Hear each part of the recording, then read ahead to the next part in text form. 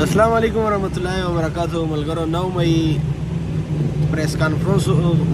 मजम्मत په حواله سره نن 27 मई press conference भरपूर मजम्मत को पीटीआई ورکر د یو چود و کلیپان در سره شیر کوم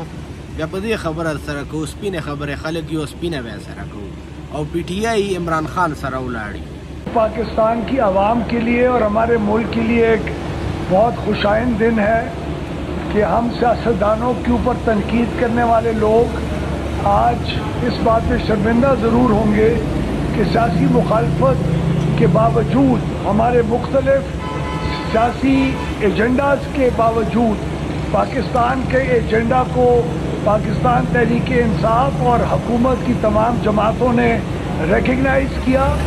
आज अल्हम्दुलिल्लाह तहरीक इंसाफ ने,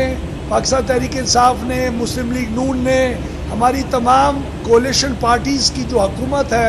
उन्होंने मिलजुल कर पाकिस्तान की इकॉनमी को रिवाइव और बेहतरी की तरफ लेके जाने के लिए एक बहुत बड़ा स्टेप उठाया है और हम सीएम साहब के ख़ास तौर के ऊपर बहुत मशकूर और शुक्रगुजार हैं। نو ملګرو د اتبا کلیپان داسې وارویدل خبره سپینه پکار ده ورکر صرف عمران خان سره ولاړ ده چې څوک دا وایي که نه چې مینیزه جوړ سله لا ایم بی ای جوړ سله لا وزیر جوړ سله لا وزیر اعلی جوړ سله لا پوزیشن لیډر جوړ سله لا چبه لا جوړ سله دا تاسو په دې باندې نه دا د موږ ورکرو عمران خان په وجه باندې جوړ سله کنه تاسو یې وی انې نه یو کنه پرویز خټک محمود خان د پته کو اوس چې چیرته دي علي امین ګنډاپور صاحب نن پریس کانفرنس سره موږ پی ټی آی ورکرو هیڅ تعلق نشته ولې ځکه چې دلته دا صاحب وایي علي امین ګنډاپور صاحب په دې پریس کانفرنس کې ناسته چې نن هغه خلک سیاسي خلک ته تکلیفي د موږ ناستی باندې او موږ ګډ جوړ باندې نو زه دا صرف وایم دا پته کوم چې کوم مصنف پی چې ناستا او پی ډی ایم حکومت موږ باندې جوړ دا رل مل کې پیپلز پارټي او نو لیګا دا ټول مکس اچار سره یو ځای سلی دي سره ناستی نور بقایا په چپاته چوک دي نور به تکلیف چاته ای غلو خوراکي جوړ داسې عوام نه بیوقوف سره جوړ دي. دومره خبره چې د دای وایي چې پاکستان تحریک انصاف نور لیګ او سره نورو پارټیو ملک دپاره ګډ جوړ وکړه او په ګډه باندې به دا اول خو زه وایم علي امین ګنډاپور صاحب دا خو په کار نه و ځکه چې دا هغه مصنف ده چې په پنجاب چې پی ټی آی باندې ظلم جبر او ورکرو باندې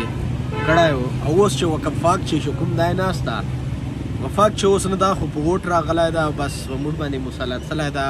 وزارت ورته حواله سلی ده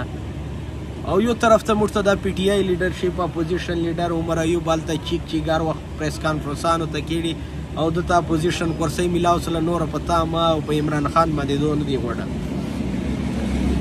بس هلته چې بس فارم 45 فارم 47 فارم 45 فارم 47 زیاتي خو مو یو دوه پس وکړو دې خلکو مخته بل قدم نه اخلي بس فارم 45 او 47 په میډیا باندې او هغه فارم 45 او 47 له وجې نه چې کوم دو وایي هر وخت غلو خوراک یې جوړ ده چې دا پی ټی آی حکومت جوړېده دا فارم دې له وجې نه دلته په موږ باندې دا خلک مسلط کړه 2 نمبر حکومت ته بیا زه وایم چې 2 نمبر حکومت ته بیا 2 نمبر حکومت سره علي امین ګنډاپور صاحب ته په کومې خولې چینېږي زه خو اول وایم چې ورکه دا بجلی ته موږ ته مه راولوه موږ ته صرف عمران خان په چار ده بجلی موږ دلته چې بچپن نه موږ دومره ستر سلو موږ بجلی نه ده لیدلی بیا چې موږ تر مخکې نه ده لیدلی بیا اوس ته دا توره موږ ته مه وایه موږ ته که توره وایې ته عمران خان په سر باندې وزیر اعلی جوړې لا نوره چې چوره وزیران دي لا چوره ایمینیز دي ادې دا توره وایي عمران خان دې باره روباسي. دومه خبره دا ده چې کې پی کې موږ دلته بجلی جوړېږي پنجاب ته رادرومي کشمیر خلکو چره یو ډیم ده ایو ډیم په وجه باندې کشمیر ته 3 روپۍ سبسیډي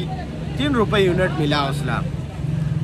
اور سره 2000 باندې غنم ومن سبسیډي په مات چې بدا حکومت ورکوي نو آیا چې یو تر اوسه پورې کشمیر والو خپل حق واخیسته تر اوسه پورې موږ کې پی کې ته حق نسي میلاو نو مهرباني وکړو دا بجلی او د غلو خوراک نه موږ وباسو د ورکر ته مو کوم غلو خوراک جوړ ده موږ ته صرف عمران خان په چار ده